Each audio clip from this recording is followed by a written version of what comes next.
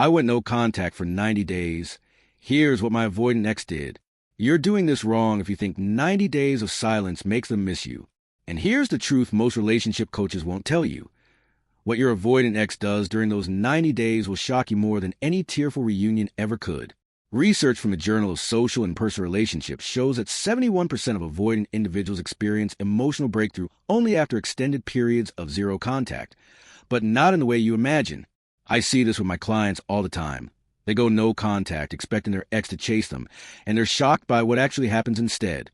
By the end, you'll understand exactly what your avoidant ex does during those 90 days, because their journey through your silence reveals everything about how avoidant attachment actually works. Days 1 to 10. The relief phase. It starts with relief. The first week after you go no contact, your avoidant ex feels like they can finally breathe. No more pressure. No more difficult conversations. They throw themselves into the exact life they told themselves they wanted, going out with friends, diving into work projects, hitting the gym harder, maybe even updating their dating profile. To anyone watching, they look free. But here's what's happening under the surface. They're running on adrenaline. The relief isn't peace. It's avoidance and overdrive. Every activity they pack into their schedule is a distraction from silence, because silence means sitting with feelings, and feelings are what avoidants spend their entire lives running from. During these first 10 days, they barely think about you, not because you didn't matter, but because their brain is using deactivating strategies, automatically suppressing thoughts that might create vulnerability. You, on the other hand, are struggling hard. Your fingers hover over their name constantly. You write texts you don't send. You check their social media, even though you shouldn't. And that destroys you because you're falling apart while they appear completely untouched. Days 10 to 40. The cracks begin. Around day 10 to 20, something shifts. The adrenaline wears off. The distractions stop working as well. They start noticing your absence in small ways, seeing something funny and instinctively want to send it to you, having a bad day and realizing you're not there anymore. These moments are brief at first, but they're accumulating. This is when they check your social media for the first time. They tell themselves it's just curiosity, but really, they're looking for reassurance that you're still affected by them. If they see you looking sad or posting nostalgic things, it comforts them. It means they still have control. But if they see you looking genuinely okay, posting about your life, smiling in photos, something inside them stirs. A small voice whispers, what they're actually moving on. Around day 20 to 40, the emotional dam starts cracking. They can't distract themselves as easily anymore. The silence isn't just absence now, it's presence. It follows them everywhere. They realize no one texts them the way you did. No one checks on them like you did. No one remembers the small details. Their friends are great, but it's surface level. No one knows them the way you did.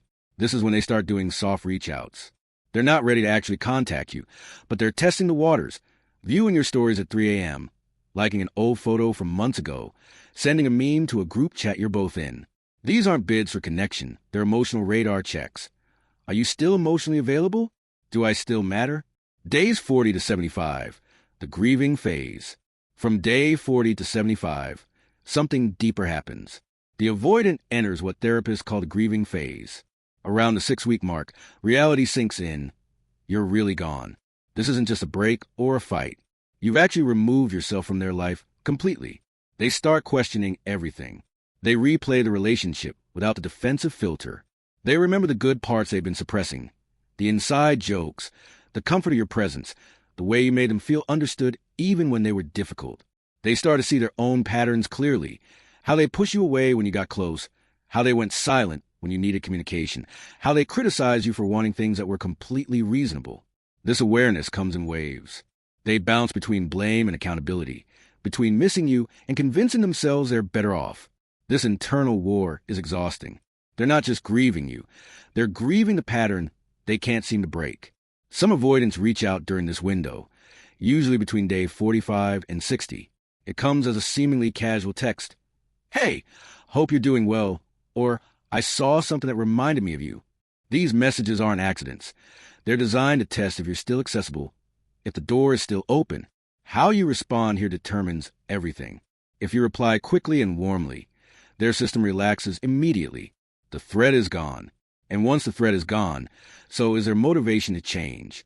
Within days, they'll feel that familiar suffocation again.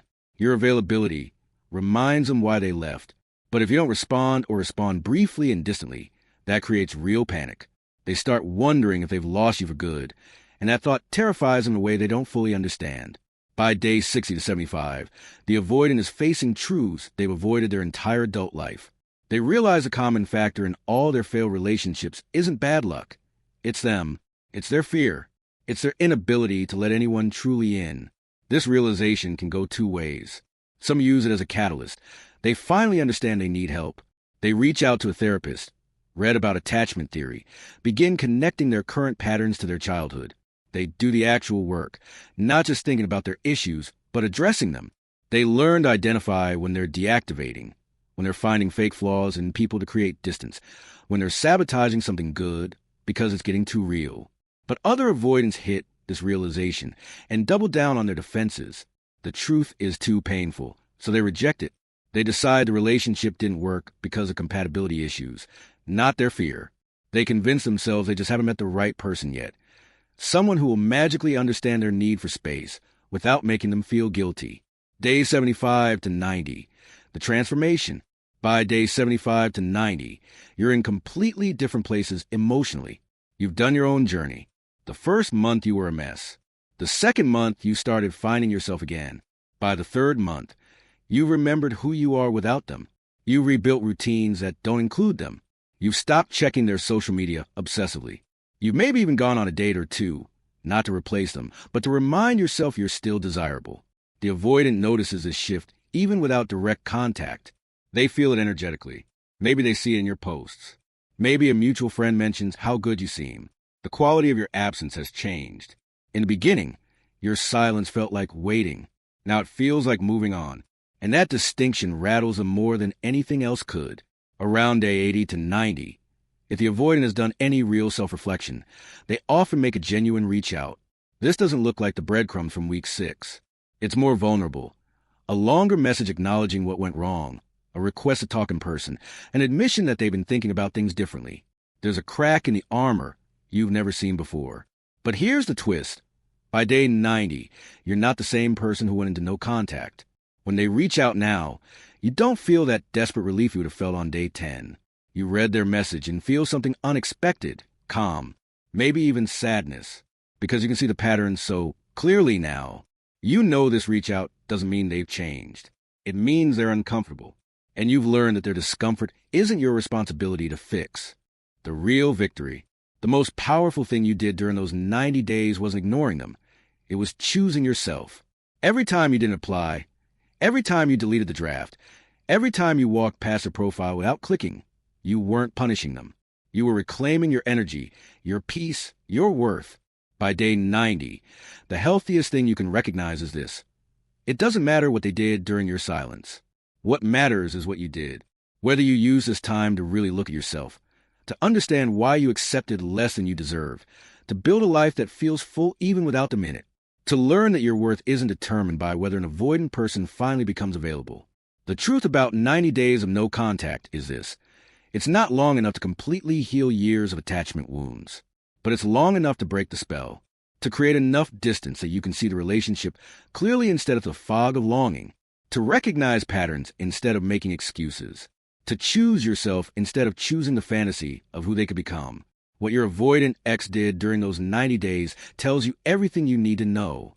If they use the time to truly reflect and change, you'll see it in vulnerable communication and sustained different behavior.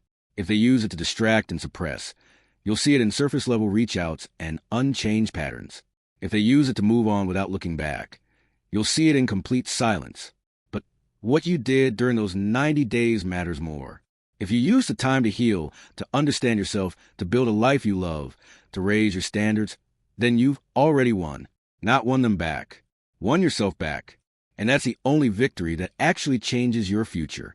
So whether they wake up or stay asleep, you've already won, not because they came back, but because you stopped needing them to. You filled your own cup. You remembered your name outside of the one who stayed. And that's the greatest victory of all, realizing you were never broken for loving deeply. You were just loving the wrong person at the wrong time, with the right heart. And now, that heart belongs to you.